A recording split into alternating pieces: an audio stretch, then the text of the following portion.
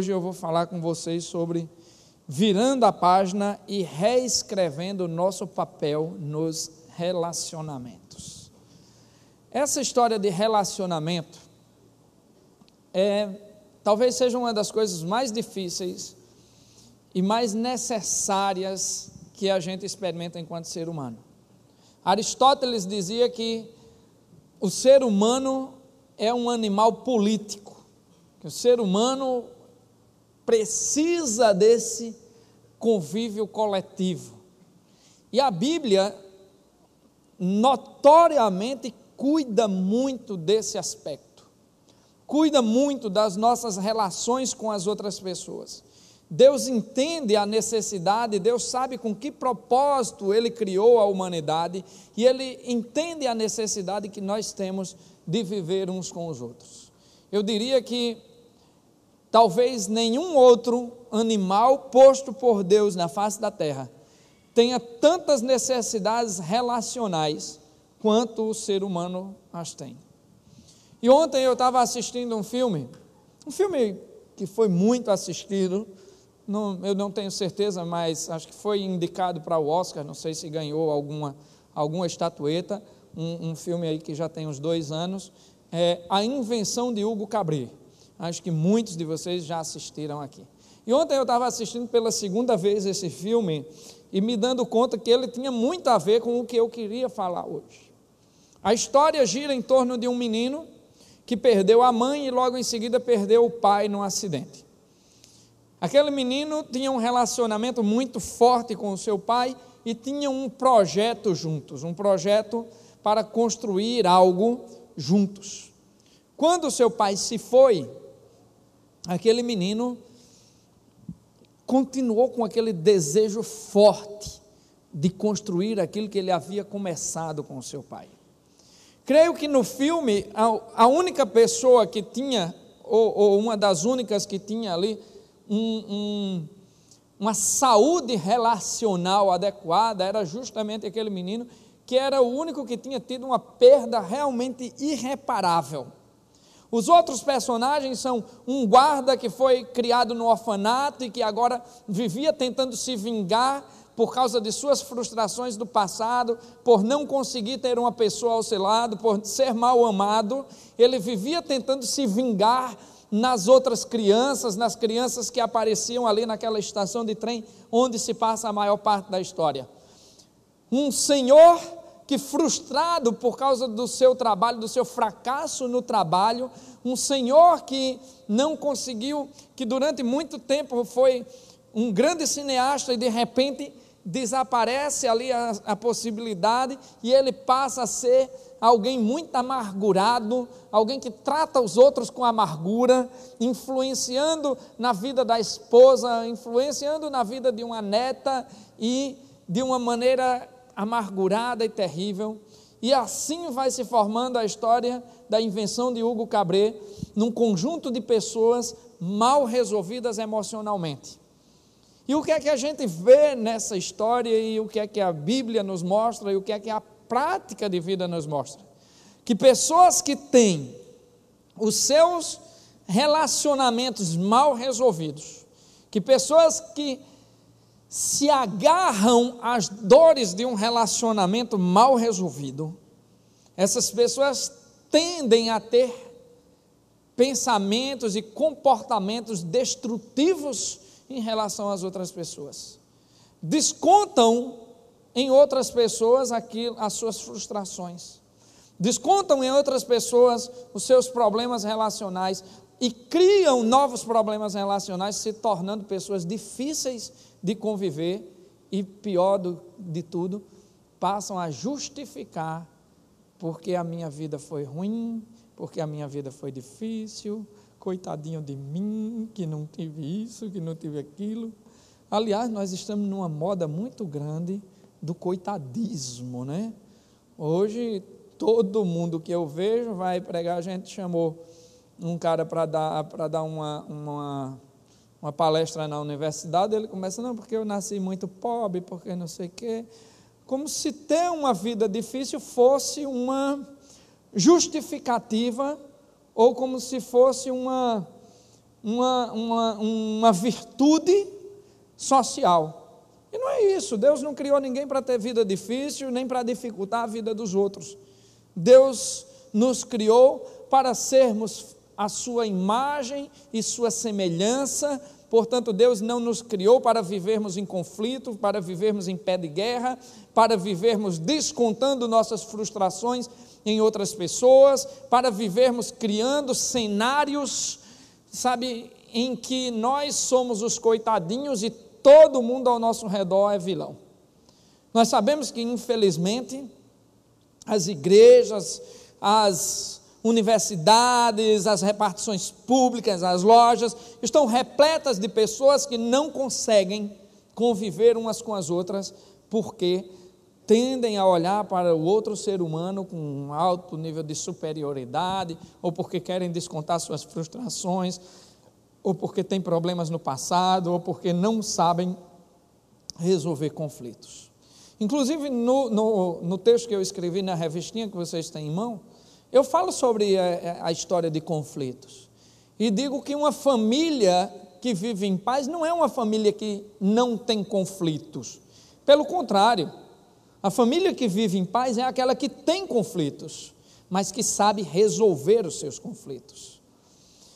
A grande questão é, nós somos humanos, imperfeitos, e temos nossos conflitos. O que nós precisamos? Evitar todos os conflitos? Não. Nós precisamos saber lidar com os conflitos na nossa vida.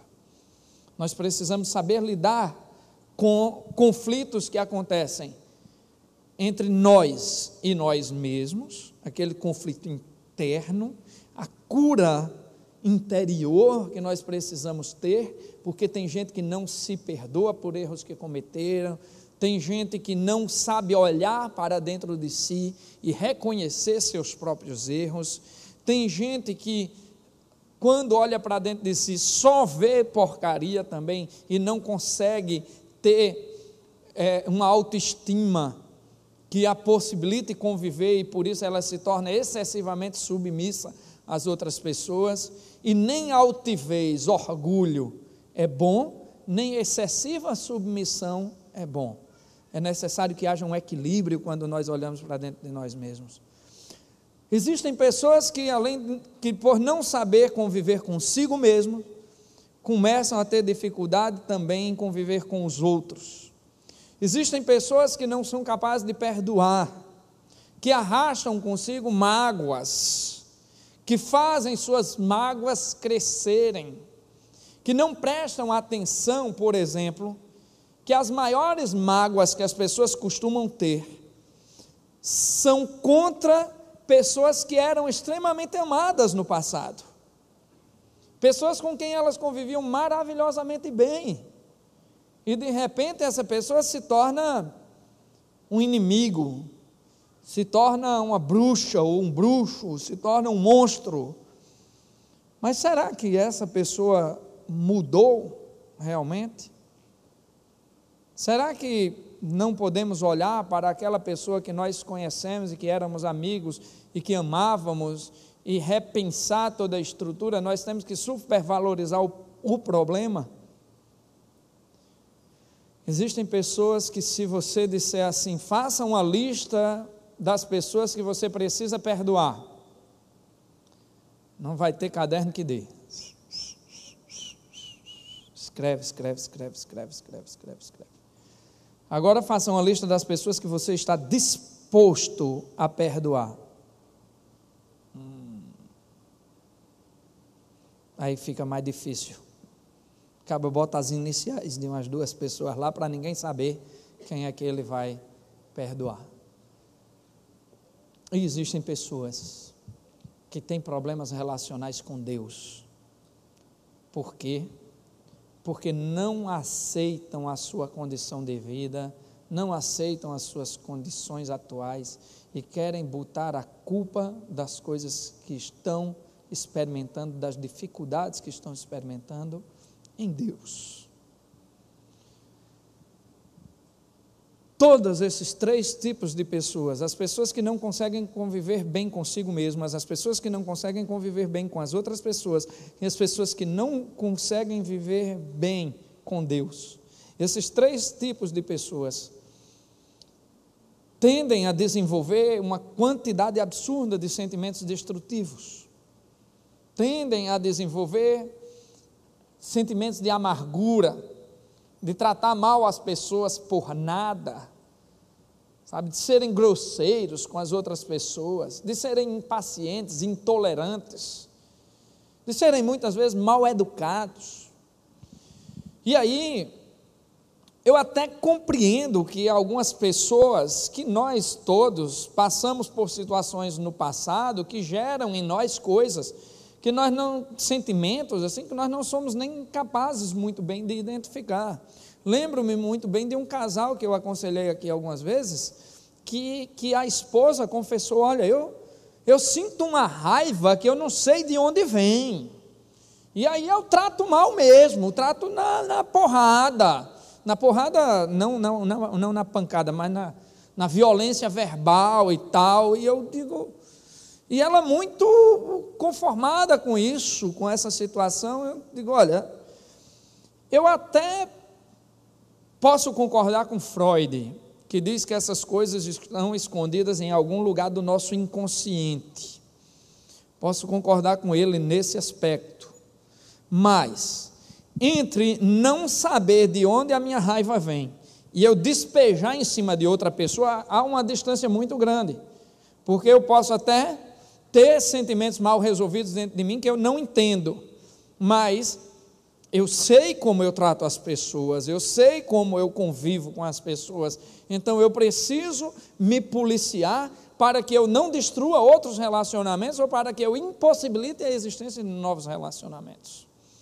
O mais triste de tudo é que nós vemos, aqui dentro da igreja mesmo, eu vejo isso no trabalho, eu vejo isso em tantos lugares, famílias que não conseguem mais conviver, filhos que dizem odiar seus pais, pais que renegam os filhos, marido e esposa que vivem em pé de guerra, sabe, que um não pode olhar para a cara do outro, que já fica mostrando os dentes, se estranhando ali, e é muito complicado isso, e pessoas que não conseguem conviver bem no trabalho, e o pior de tudo é que essas pessoas botam a culpa em todo mundo ao seu redor. Todo mundo está errado, todo mundo está errado, todo mundo está errado, todo mundo está errado, mas você está certinho, você é o centro do mundo, você é a pessoa certa.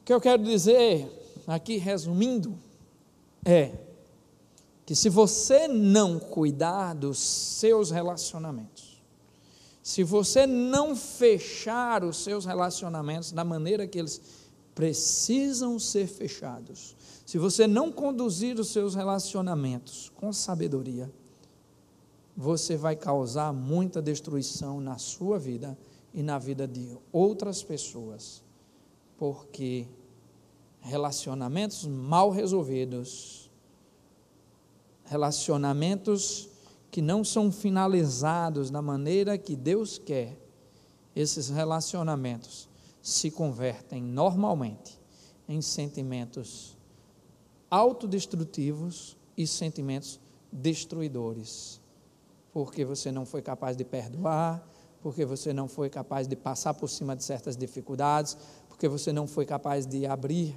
um diálogo de tolerância, porque você não foi capaz de gerenciar bem as suas emoções. A Bíblia está repleta de pessoas que lidaram com dificuldades de relacionamento. Poderia citar aqui dezenas de exemplos. No Novo Testamento, eu gosto muito da carta que Paulo escreve a Filemão, um bilhetinho onde Paulo escreve a um homem chamado Filemão, pedindo a ele que perdoe um homem chamado Onésimo, que servia em sua casa e que se encantou com a riqueza, roubou coisas de Filemão, fugiu e gastou todo o que roubou em Roma, e agora ele precisava voltar, e Paulo diz: Filemão, perdoa. Não leva em conta o que houve no passado, reconstrói, vai daqui para frente. No Velho Testamento, tem o caso do rei Davi. Davi talvez tenha sido uma pessoa que teve, talvez, um dos mais conflituosos do Velho Testamento. O homem teve conflitos sérios com seus filhos, problemas relacionais sérios com seus filhos. Um homem que tinha tudo na vida, mas ele não conseguia lidar bem com as esposas, é óbvio que não conseguia, porque teve filho com tudo que é esposa, teve um monte de esposa dentro de casa, e desagradou a umas, gerando problemas com filhos, principalmente com Absalão. Não conseguiu lidar bem com os amigos, especialmente com Urias, a quem ele, além de tomar a mulher, engravidar a mulher de Urias, ele ainda mandou para a guerra numa situação em que certamente ele morreria, e morreu.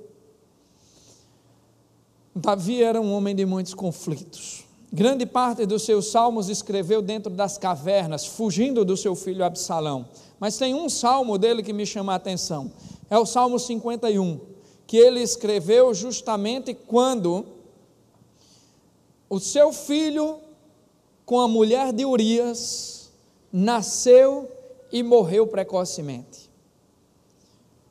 Naquele salmo, ele faz um pedido: Senhor, restaura em mim a alegria da tua salvação. Davi entendia que para viver bem, ele precisava ser perdoado, se perdoar e trazer de volta a alegria da salvação. Davi entende que para se relacionar bem com as pessoas, que para continuar construindo uma vida boa, ele entende que é necessário que a alegria esteja presente no seu semblante. Quem gosta de lidar com pessoas amargas? Quem gosta de lidar com pessoas tristes? Quem gosta de lidar com pessoas mal educadas, com pessoas grosseiras, com pessoas que o tempo inteiro se sentem coitadinhos e, pior ainda, que se sentem no direito de tratar as outras do jeito que eles quiserem? Não, mas todos nós gostamos de lidar com pessoas alegres, pessoas que sorriem, pessoas que abraçam, pessoas que elevam nossa autoestima, pessoas que nos influenciam para o bem.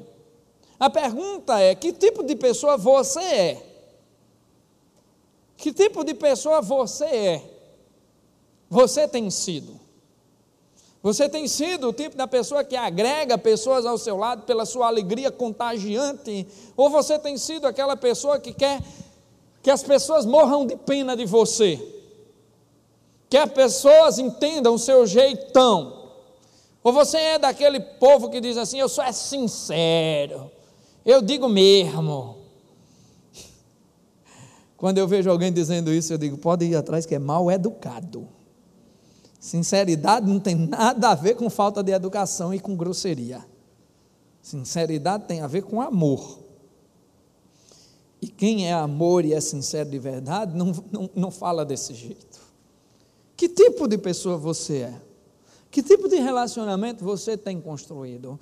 Acho que é a primeira coisa, olhar para dentro de nós, olhar para quem nos rodeia e ver como é que eu estou construindo isso. Meu marido está feliz comigo? Como é que meu marido chega em casa? Meu marido tem vontade de voltar para casa? Ou ele fica inventando uma partida de futebol todo dia? Ou ele fica dando hora extra todo dia? Minha esposa tem alegria quando eu entro em casa, ou ela corre para o banheiro para se esconder e passa 1 hora lá dentro, esperando eu adormecer? Meus filhos têm alegria quando eu entro em casa? Meus pais têm alegria quando eu entro em casa? Meus amigos têm alegria quando eu me volto, quando eu chego junto? Ou o grupo se desmancha quando eu chego junto? E no trabalho? Está todo mundo errado e eu certo sozinho? Ou está todo mundo certo junto comigo? Olhe para dentro de você e olhe que tipo de relacionamento você tem construído? Porque Davi olhou para dentro de si e disse: Senhor, eu sou pecador desde quando eu fui gerado no ventre de minha mãe, mas Senhor, me perdoa, reconstrói o meu coração, devolve-me a alegria da tua salvação, porque eu quero ser alguém que contagia outras pessoas com o bem. Eu quero ser uma pessoa que contagia as outras com alegria e não com destruição. O segundo exemplo que eu pego do Velho Testamento é de um homem que tinha tudo para ter conflito consigo mesmo e com Deus. De um homem que sofreu amargamente sem nenhuma razão aparente. Estou falando de Jó. Acho que o maior conflito que Jó poderia enfrentar, e que ele enfrentou sem dúvida, isso está narrado lá em todos os seus capítulos, era: por que, Senhor, eu estou sofrendo? O estranho é que o livro de Jó quebra todo o nosso senso de justiça. Vocês sabem por que é que Jó estava sofrendo? Porque Jó era fiel, porque Jó era justo e porque Jó era temente a Deus. Aí você diz: como é esse negócio? Porque eu sempre pensei que só sofria quem estava distante de Deus. Não, meu irmão. Não pense que vir para a igreja, ir para a conexão, trabalhar no presídio, ir para a escola bíblica vai fazer você estar mais perto de Deus. Eu vi um testemunho na minha conexão essa semana que me marcou muito. Eu nem sei se a pessoa está aí, mas ele disse assim: olha, eu passei um tempo afastado de Deus. Eu não tinha a menor vontade de vir para a igreja, de servir, de sair de casa. Eu vivia pensando só no meu trabalho e estava muito bem na época. Eu e minha esposa bem empregados, mas eu só vivia em depressão, angustiado com o meu trabalho, angustiado com muito problema, e não queria mais sair de casa, não queria mais igreja, não queria mais orar, não queria mais ler a Bíblia, não queria mais nada. E aos poucos Deus foi me restaurando. E eu comecei a voltar para a igreja e ter a alegria de novo de estar na igreja. Voltei para o ministério, estou na conexão, experimentando um dos melhores momentos espirituais da minha vida, achando que eu jamais estive tão perto de Deus. E aí eu perdi o meu emprego e minha esposa também perdeu o emprego, menos de um mês depois, e os dois muito bem empregados estavam agora sem emprego. E eu digo: meu Deus, eu fiquei com o coração contrito, porque eu digo: vamos começar um momento de dor agora. E ele disse assim: mas é muito bom isso que está acontecendo, porque se eu tivesse passado pela situação que estou passando hoje, na época em que eu estava afastado de Deus, eu certamente estaria revoltado, estaria amargo, estaria sofrendo e revoltado com tudo e talvez até com Deus. Mas Deus preparou meu espírito para passar o que eu estou passando. Foi da mesma forma, foi com Jó. Jó estava com o seu espírito plenamente preparado para enfrentar tudo que ia passar. Sua mulher olhou para ele e disse: Jó, amaldiçoa teu Deus e morre. Só faltou dizer assim, com um bom nordestinês, né? Amaldiçoa teu Deus e morre, infeliz das costas ocas, que não tem para tu não, né? Jó olhou para ela e disse: mulher, tu falas como uma louca. Deus deu, Deus tomou, e louvado seja o nome do Senhor. Jó estava mostrando a grandeza do seu espírito, e estava mostrando que ele não entraria em conflito com Deus, por causa das coisas materiais que ele havia perdido. Jó não se abaixou para fazer coitadinho de mim, eu estou com uma ferida da cabeça até os pés, Ah, coitadinho de mim, eu perdi todos os meus animais, meus imóveis foram destruídos pelos vendavais e pelas tempestades, meus 10 filhinhos, meu Deus, morreram, e eu estou aqui convalescendo em cima de uma maca. Não, Jó nunca fez isso. Jó não ficou se lamentando, Jó não ficou se destruindo, não ficou tratando os outros mal, não ficou brigando com todo mundo. Jó não fez isso. Jó teve os seus diálogos com Deus, teve as suas crises, que foram muito mais provocadas pelos comentários preconceituosos dos seus amigos, mas ele termina o livro dizendo assim: Senhor, quem sou eu para contestar a grandeza da tua justiça? Quem sou eu? Porque antes, Senhor, eu apenas ouvia falar de ti, mas agora os meus olhos te veem, agora eu caminho contigo. Jó soube lidar com todas as adversidades de sua vida e construir isso sem transferir suas dores para uma revolta, para uma formação de amargura, uma formação de mágoa dentro de si. Foi por isso que Deus disse: vai, Satanás, toca no meu filho Jó, e você vai ver o que é uma pessoa feliz. Jó agiu dessa maneira porque ele era feliz com o Deus que o mantinha vivo, com o Deus que, apesar de ter permitido que Satanás lhe tocasse, era o Deus que ele sabia que valia a pena servir e amar e adorar o tempo inteiro.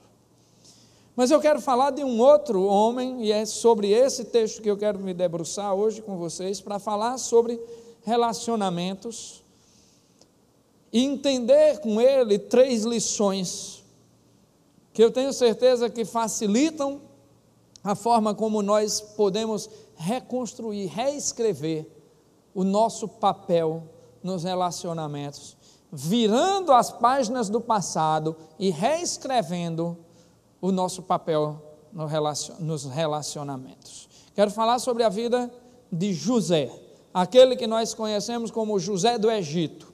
Abram suas Bíblias, por favor, lá em Gênesis, o primeiro livro da Bíblia, lá em Gênesis capítulo 45, diz assim a palavra do nosso Deus: a essa altura José não podia mais conter-se diante de todos os que ali estavam, e gritou: façam sair a todos. Assim, ninguém mais estava presente quando José se revelou a seus irmãos, e ele se pôs a chorar tão alto que os egípcios o ouviram, e a notícia chegou ao palácio de Faraó. Então disse José a seus irmãos: eu sou José, meu pai ainda está vivo? Mas os seus irmãos ficaram tão pasmados diante dele que não conseguiam responder-lhe. Cheguem mais perto, disse José a seus irmãos. Quando eles se aproximaram, disse-lhes: eu sou José, seu irmão, aquele que vocês venderam ao Egito. Agora não se aflijam nem se recriminem por terem me vendido para cá, pois foi para salvar vidas que Deus me enviou adiante de vocês. Já houve 2 anos de fome na terra, e nos próximos 5 anos não haverá cultivo nem colheita. Mas Deus me enviou à frente de vocês para lhes preservar um remanescente nesta terra e para salvar-lhes a vida com grande livramento.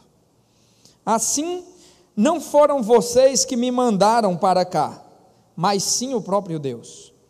Ele me tornou ministro do Faraó e me fez administrador de todo o palácio e governador do Egito.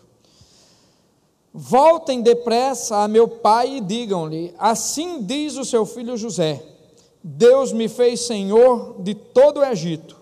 Vem para cá, não te demores. Tu viverás na região de Gósen e ficarás perto de mim. E tu, os teus filhos, os teus netos, as tuas ovelhas, os teus bois e todos os teus bens, eu te sustentarei ali, porque ainda haverá 5 anos de fome. Do contrário, tu, a tua família e todos os teus rebanhos acabarão na miséria.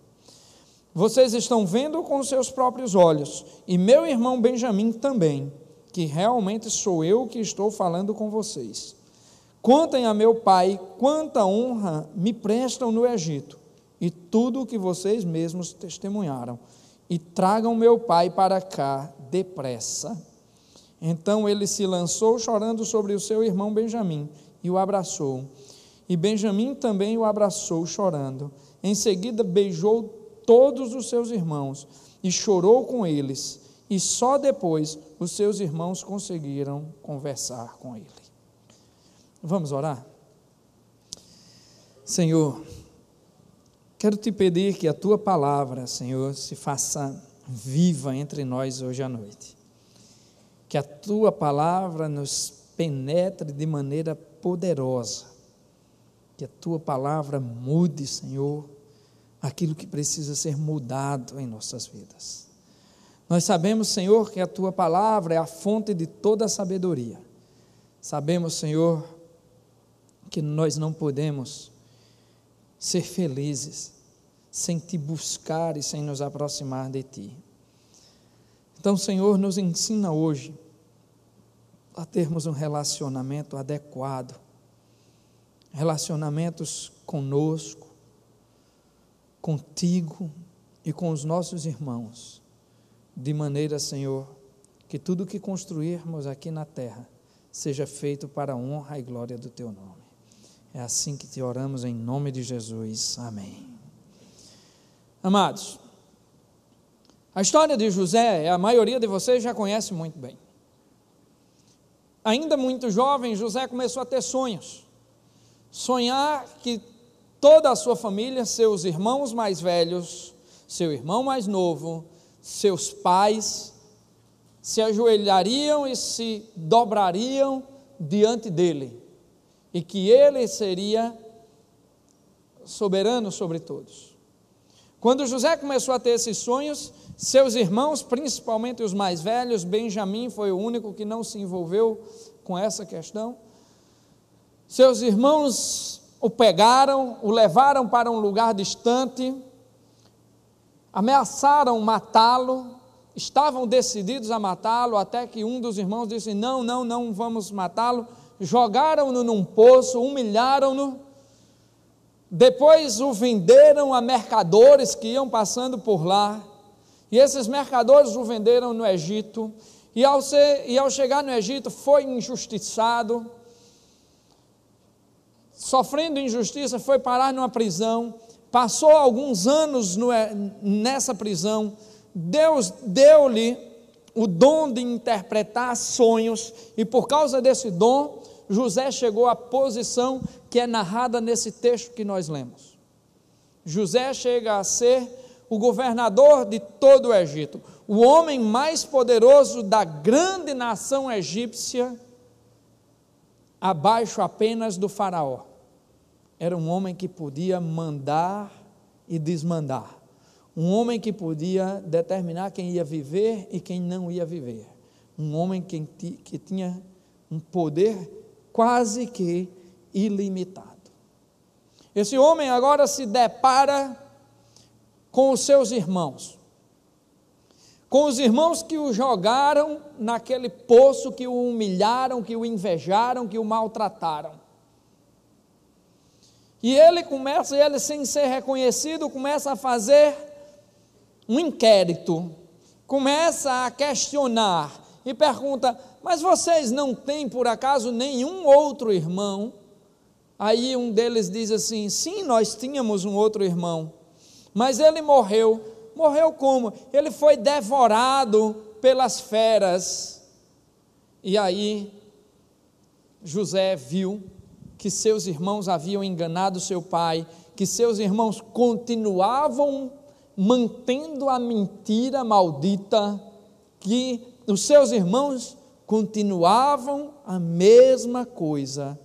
Depois de tantos anos afastado, seus irmãos continuavam os mesmos mau caráteres que os lançaram naquele poço.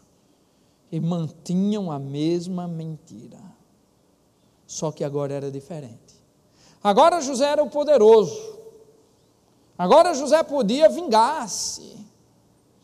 Agora José poderia fazer o que ele quisesse. Está aí o roteiro de intriga que qualquer diretor de cinema poderia querer. Um roteiro no qual existia todos os motivos para se finalizar com a grande vingança. Mas aqui vem a primeira lição que José nos dá. Do versículo 1 ao 6, aprendo a primeira coisa sobre relacionamento com José. José preferiu resolver todas as questões do seu passado através da misericórdia. Ele decidiu substituir todo o desejo de vingança por misericórdia. O problema é que nossa sociedade criou uma confusão entre justiça e vingança. Criou uma confusão tão grande que as pessoas acham que fazer justiça é se vingar. Ontem de noite, quando eu terminei de assistir a invenção de Hugo Cabret, aí eu fui assistir um filme romântico logo em seguida, Tropa de Elite, né? Muito romântico, né? E, rapaz, é impressionante como você fica, era o Tropa de Elite 2, e é impressionante como você passa a odiar pessoas, e a dizer, tomara que esse cara leve logo um tiro, que seja preso, miserável, tem que pagar. E quando ele deu aquela pisa no deputado, quando eu assisti isso no cinema, meu amigo, gol do Brasil em final de Copa do Mundo, não vi vibração daquele jeito. Ele dando a surra no deputado e o povo, dá-lhe, dando murro nas cadeiras e tal. Eu digo, meu Deus, o que é que está vendo dentro desse cinema? Eu disse não, porque eu também estava, né? Naquele ímpeto de vingança também. Vingança. Nós confundimos a justiça com vingança. José não. José é um homem que programou a sua felicidade e não a sua destruição. Eu conheço casais aqui dessa igreja que vivem em clima de vingança um contra o outro. Eu conheço pessoas aqui dessa igreja que estão destruindo o seu casamento porque tem uma relação de falsa justiça dentro de casa. Se tiver uma raivinha, não, meu filho, está querendo beijinho? Vai dormir na sala, caba velho. E você? Está querendo o quê? Que eu pague as suas contas? Pague mais não. Uma tensão de rivalidade entre pai e filho, uma tensão de rivalidade entre amigos. Problemas que poderiam ser resolvidos por meio da misericórdia são aumentados por meio da vingança, ou pior do que a vingança ainda, é o desejo maldito de se vingar. É alimentar no coração aquele desejo maldito de se vingar. Fulano me ofendeu. Eu vou me vingar agora. Deixa ele me pedir alguma coisa, deixa que você vai ver se eu vou fazer. Deixa, ele ainda vai precisar de mim. Dor de barriga não dá uma vez só, né? A gente fica alimentando o desejo, e esse desejo vai se tornando em mágoas, esse desejo vai se tornando em dores cada vez maiores, e isso tem destruído famílias, tem destruído pessoas, tem destruído amizades, tem destruído relações de trabalho. Eu li um texto de Rubem Alves há algum tempo, e aprendi uma coisa muito linda. Não eram exatamente essas palavras, eu não lembro exatamente as palavras, mas a pergunta era mais ou menos assim: no seu relacionamento você quer ser feliz ou ter razão? Quando eu era criança, me lembro que brigava com meu irmão, meus dois irmãos, aí brigava e tal, e quando meu pai chegava, aquele negócio, todo mundo sabia que ia para a chinelada. Aí era um apontando para o outro, foi ele quem começou, foi ele quem começou. Pai, não tem bronca não, meu amigo, vai todo mundo para a chinelada aqui.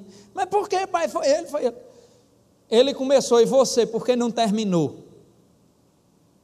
Por que não ajeitou as coisas? Por que você entrou na onda? Vamos para cá, bundinha para cima, todo mundo, pá, pronto, apanhava os 3, acabou-se, resolvido, todo mundo chorava, e todo mundo ia brincar junto depois. Mas o critério de justiça sempre foi assim, ele começou, e por que você não terminou? O problema é que nós não queremos terminar os nossos problemas relacionais, queremos transformar numa grande mágoa, queremos ter razão, queremos estar certos. E aí Rubem Alves pergunta, você quer estar certo ou quer ser feliz? José, nos momentos de maior dificuldade da vida dele, ele escolheu ser feliz. José não alimentou o desejo de vingança por esses irmãos. Ninguém que alimenta desejo de vingança, de mágoa, ninguém que não fecha os seus relacionamentos, chega num momento desse de se deparar com quem lhe fez tanto mal, e de repente assim, deu um estalo na cabeça, baixou o Espírito Santo, é o que? Terreiro de Ubanda, meu amigo? Baixou o Espírito aqui e eu decidi perdoar? Não, meu irmão, não é assim. O Espírito estava em José desde o início, e no fundo do poço, José decidiu, eu quero ser feliz.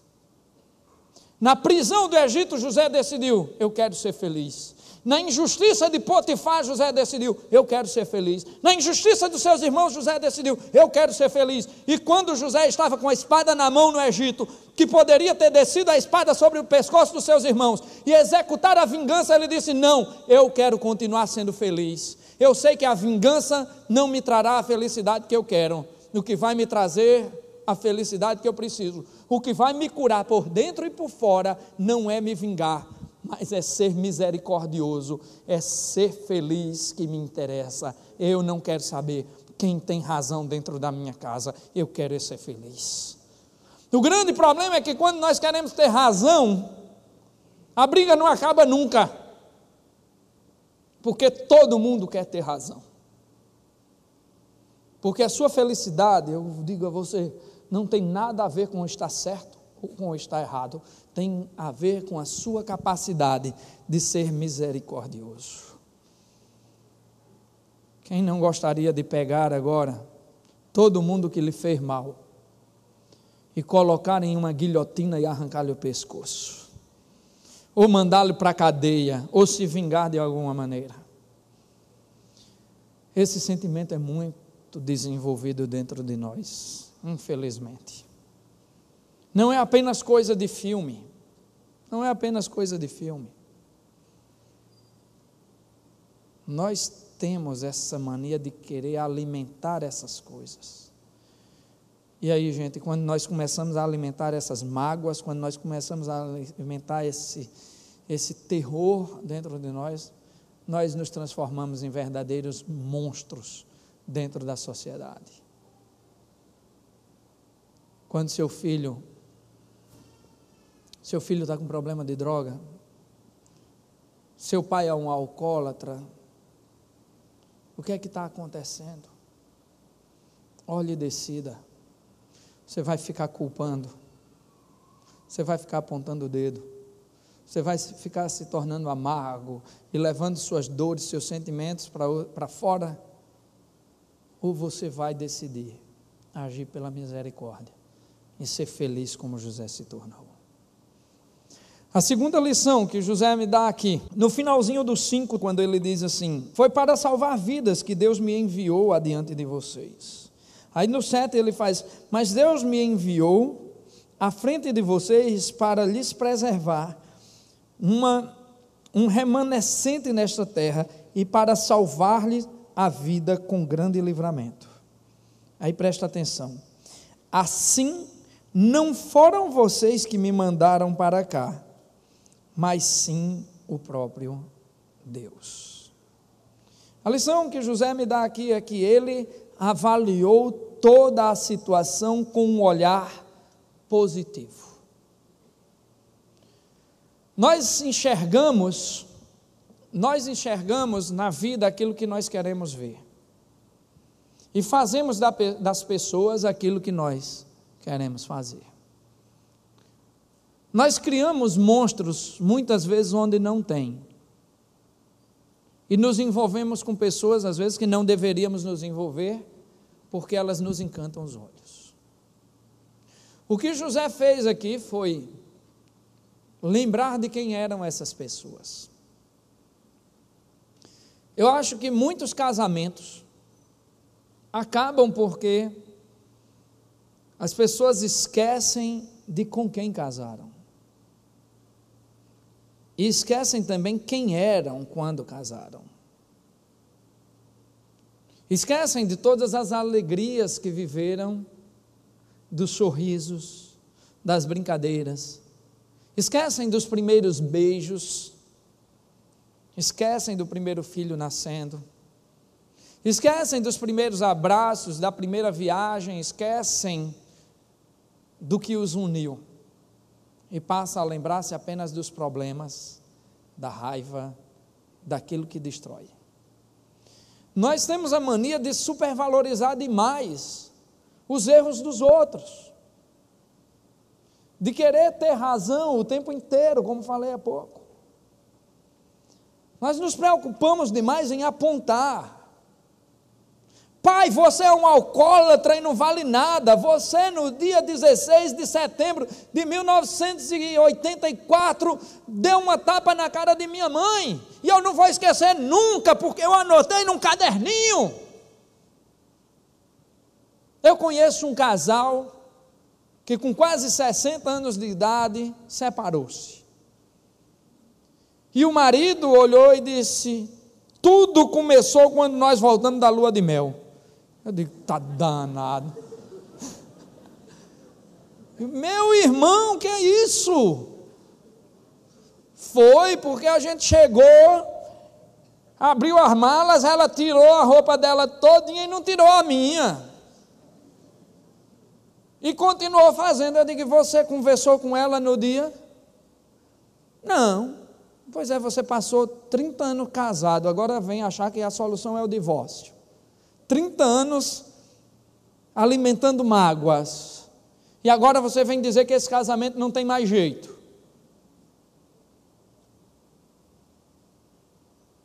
Rapaz, é impressionante. É impressionante. Você pode olhar para as pessoas e criar nela os anjos e os demônios que você quiser. Você pode gerar os problemas que você quiser a partir de sua mente. José decidiu olhar com um olhar positivo. Ele disse: foi Deus quem me colocou aqui. Havia um propósito. Eu estou aqui para que vocês sejam salvos. Deus me colocou aqui com um propósito. As pessoas felizes agem assim. No meio dos conflitos, elas não procuram culpados, elas procuram propósitos. Elas procuram entender o que é que elas vão aprender com tudo isso. Elas procuram encontrar soluções. Elas procuram construir um futuro a partir daquilo que estão vivendo. E não simplesmente encontrar um culpado para desgraçar a vida dos outros. Pessoas felizes, volto a dizer, não procuram culpados nos seus conflitos. Pessoas felizes buscam soluções. Pessoas felizes buscam propósitos em todas as dificuldades por onde passam. Pessoas felizes sabem olhar de maneira adequada para cada lágrima que derramam. Pessoas felizes são especialistas em construir e não em destruir. É isso que nós temos que construir nos nossos relacionamentos. Temos que olhar para as pessoas e nos lembrar de quem são elas. Na quarta-feira que antecedeu essa última, Eu preguei aqui e dizia assim: nós não temos inimigos cujos olhos possam ver. As pessoas não são nossas inimigas. Nosso único inimigo é o inimigo da cruz do Senhor Jesus Cristo. É Satanás.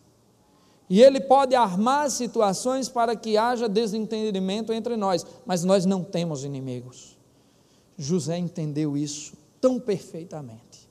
José aplicou isso tão perfeitamente na sua vida, que ele se deparou com pessoas que ele sabia que continuavam mentindo.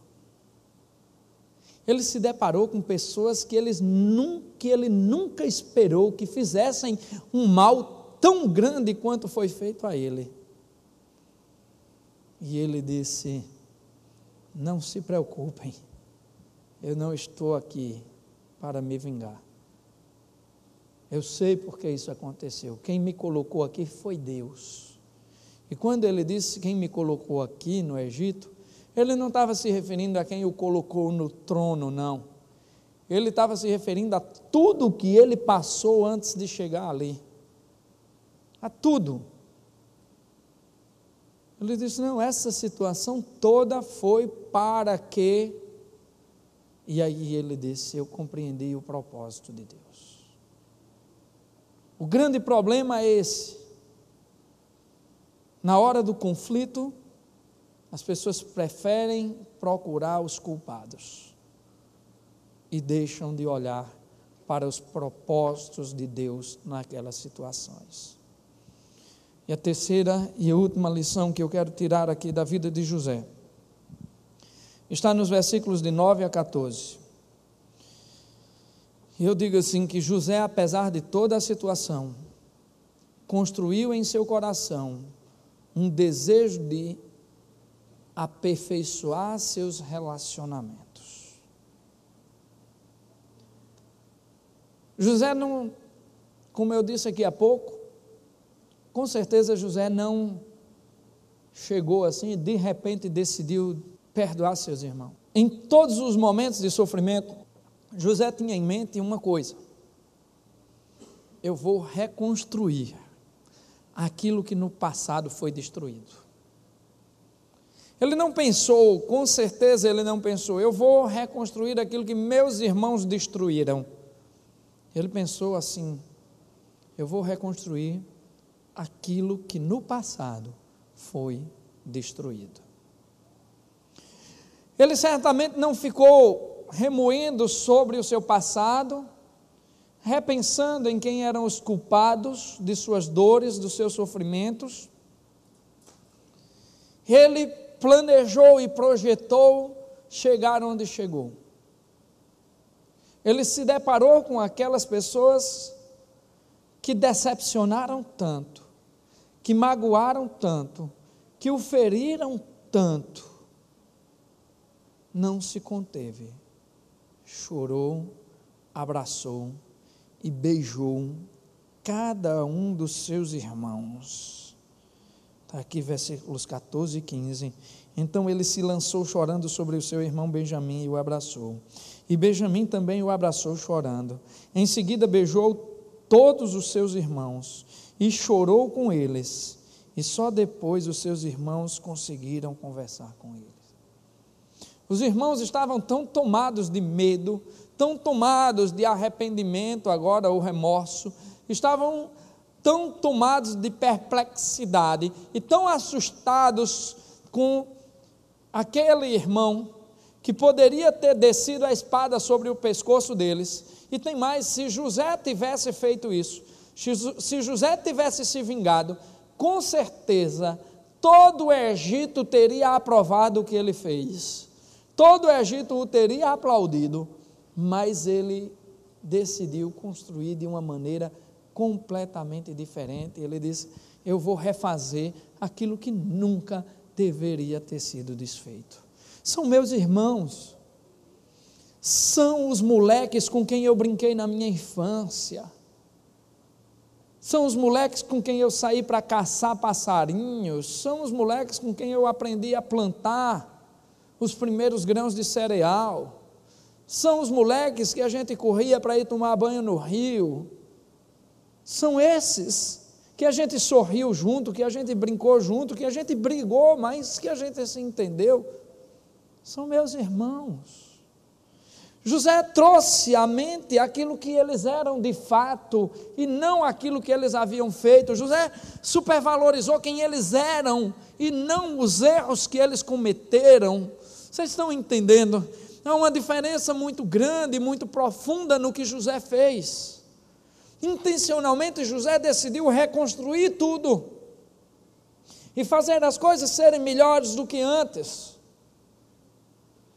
Ele os agarrou, mas os agarrou para beijar e para chorar junto, porque ele entendia que para voltar a ser feliz, ele precisava irradiar a sua alegria em ter seus irmãos de volta. E sabe de uma coisa, o Egito inteiro se alegrou com José.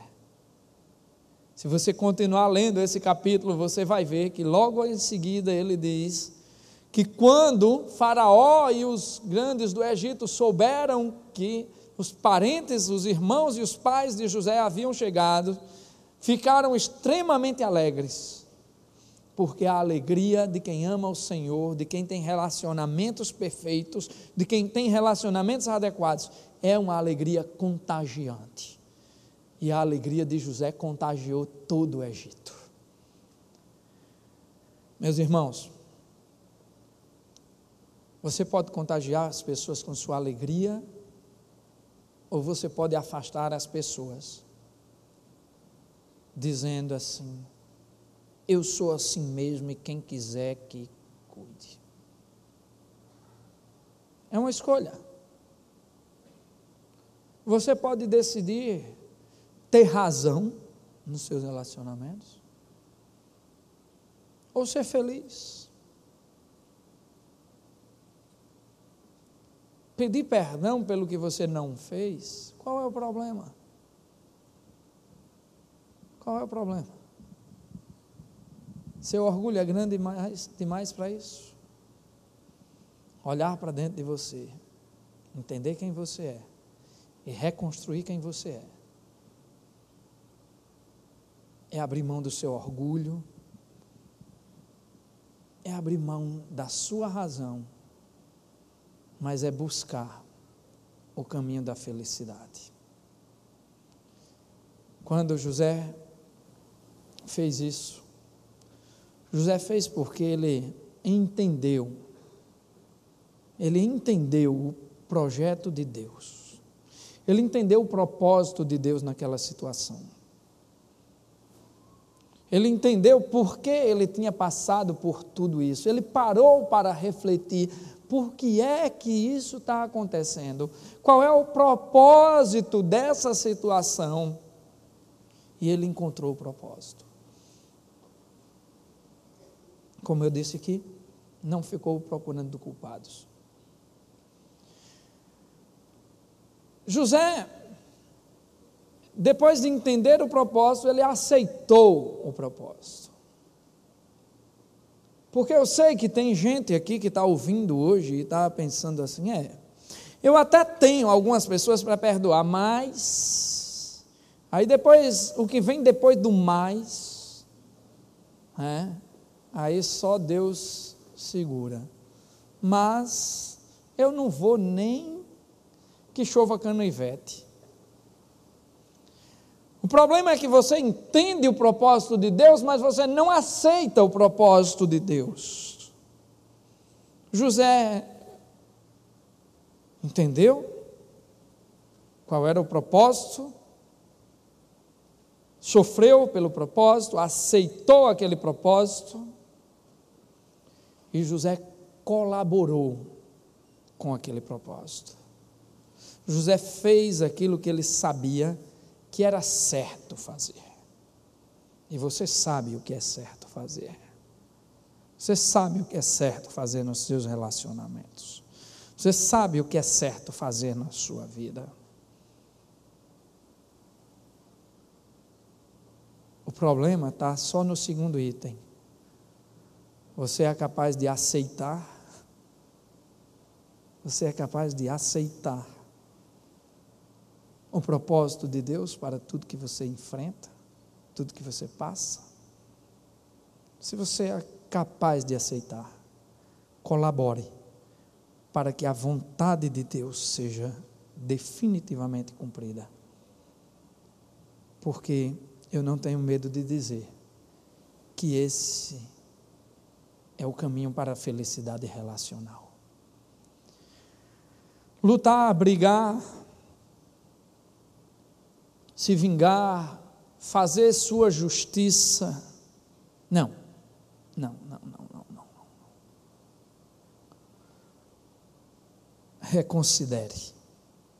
Reconsidere a forma como você tem desenvolvido seus relacionamentos. Repense nos propósitos, aceite os propósitos, colabore com os propósitos, porque assim você vai encontrar o caminho. Foi assim que José encontrou o caminho.